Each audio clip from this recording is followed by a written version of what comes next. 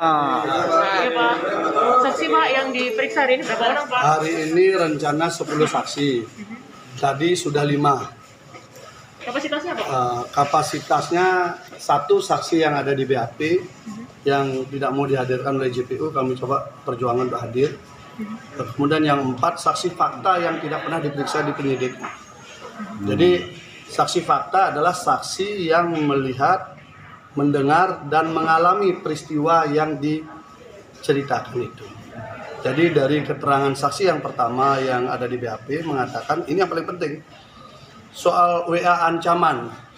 WA ancaman itu disebutkan bahwa saksi korban menjelaskan bahwa dia bertemu dengan saksi ini.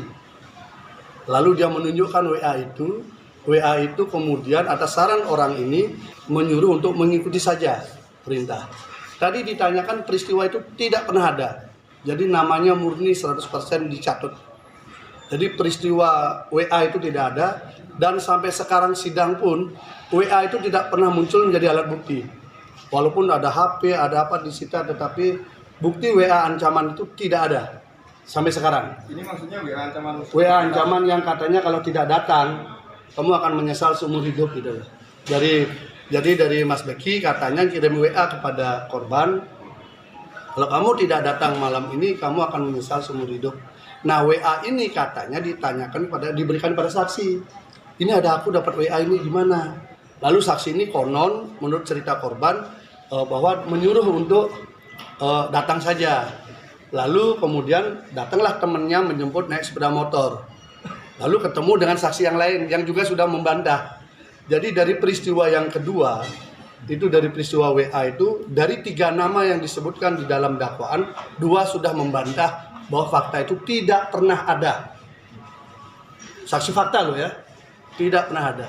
Kemudian saksi fakta yang lain tadi, 4 yang sudah diperiksa, adalah saksi yang melihat langsung dan jarak hanya 2-3 meter dari proses interview.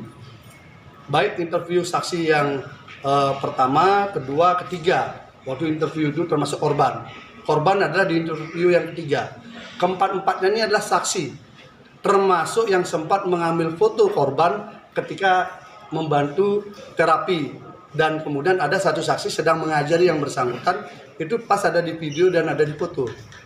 Jadi fotonya ada, videonya ada, orangnya senyum-senyum, orangnya gembira. Tapi dikonstruksikan peristiwa di hari itu adalah ada pemerkosaan. Jadi kami merasa sangat yakin kalau ini pengadilan untuk mencari adil, maka semestinya saksi itu aja sudah menjawab. Karena WA saja sudah tidak ada. Bukti WA juga tidak dihadirkan. Saksinya juga yang disebutkan juga mengatakan tidak pernah melihat dan tidak pernah diajak ngomong. Bagaimana? Kemudian saksi ini pun juga katanya pernah menjemput korban di pasar untuk diajak ketemu di sebuah kafe dengan saksi rekaan dari yang lain. Itu juga dikatakan tidak pernah ada. Saya nggak pernah tahu soal itu gitu. Jadi betul-betul namanya dicatut dalam proses peristiwa itu.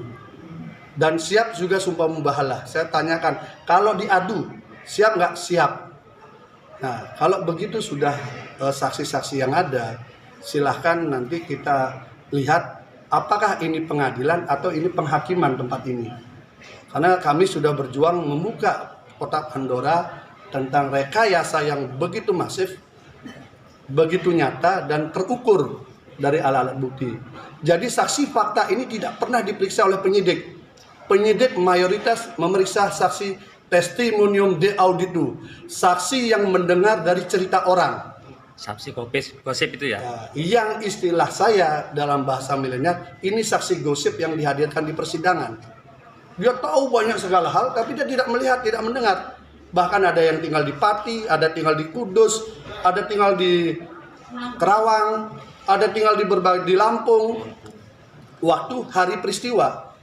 Sementara yang ada di hari peristiwa, yang hadir hari ini, tidak pernah diperiksa sama sekali. Saya tanyakan, pernah nggak dipanggil? Tidak pernah. Ini masih sisa-sisa yang lama. Kita sangat sedih juga melihat cara pemberkasan kasus seperti ini. Saksi fakta tidak ditelusuri, tidak digali secara mendalam. Saksi fakta ini mereka ketemu, ada fotonya, ada videonya, mereka ngajari semua. tidak diperiksa. Untung mereka bisa hadir, untung mau mereka hadir untuk menjadi saksi. Itu baru saksi dari kita, fakta, bukan saksi gosip. Saksi gosip berpakaian LPSK. Pak, berarti Saksi fakta ini tidak dilindungi siapa-siapa, hanya mengandalkan doa sama lindungan Tuhan. berarti saksi yang datang hari ini santri ya Pak? Ya, itu adalah orang yang memang ada di lokasi. Jadi statusnya mereka adalah senior di terapi.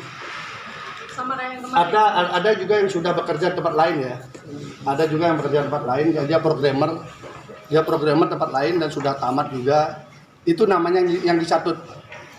Itu yang namanya dicatut, katanya melihat WA dan menganjurkan untuk datang jam 2.30 dini hari.